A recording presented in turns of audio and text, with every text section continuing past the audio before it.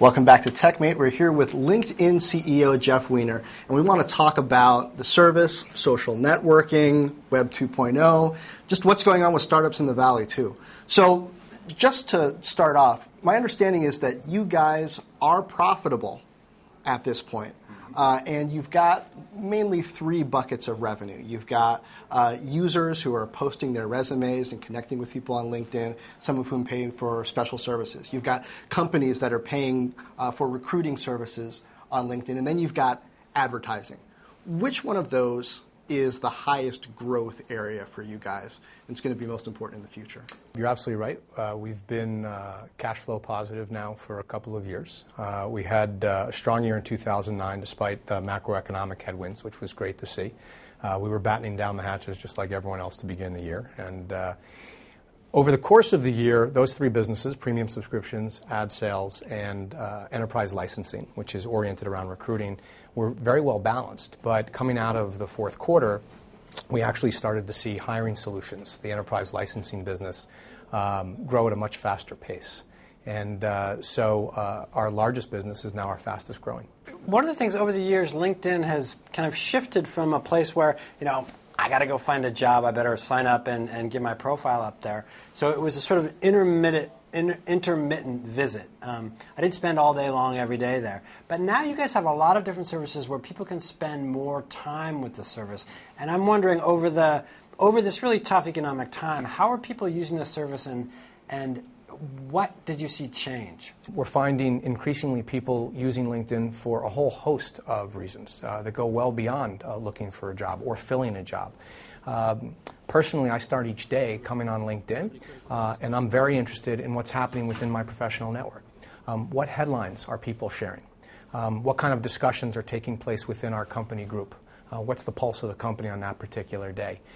What are people saying about LinkedIn specifically? And each individual can set a specific application we have called Company Buzz to track what people are saying about their company's brand. And that buzz you pull down from, it's not just the buzz within LinkedIn, it's buzz happening more broadly via Twitter, via all sorts of things. Company Buzz is based on a Twitter API, and that leverages our platform. So we're able to allow third-party developers to create applications that tap the 60-plus million professionals that use LinkedIn. So who are your competitors at this point? On the one hand, you're a social network. On the other hand, you're kind of a recruiting service. Is it the Twitters and Facebooks on the one side, or is it the monsters and career builders on the other? Yeah, I think to call us a social network is a little bit of a misnomer. It's a social network that's not much fun if it is, I'll tell you that. Hey, wait a minute. We resemble that remark. It's a professional network. We're about connecting professionals. That's what we focus on, and we focus on that exclusively. And no matter where in the world we talk to customers, and we're always out there asking, how can we create value? What are you using? What would you like to see us do better or differently? We hear the same refrain. People want to keep their personal lives and their professional lives separate. One of the topics around Silicon Valley is when various startups, successful startups, might go public. And there's been talk that you guys can go public whenever you want. You're profitable. You're a known name in professional circles.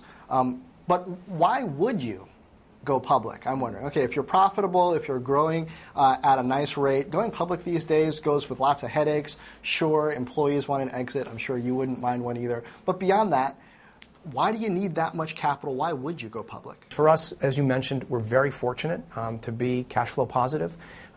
We raised nearly $100 million cumulatively over the lifetime of the company, and very thankfully, virtually all of that is still in the bank. And for us, it's really about building the business. I think the better we're able to build this business and build a business that scales and builds a business that lasts, the more options we're going to have. And of course, going public would be one option. Initially, it was 90% of Silicon Valley was on LinkedIn, and as we all know, that's not the real world. But where is the real world now on LinkedIn, and who's still missing? So we estimate there's nearly 500 million professionals in the world, and we're at north of 60 million today.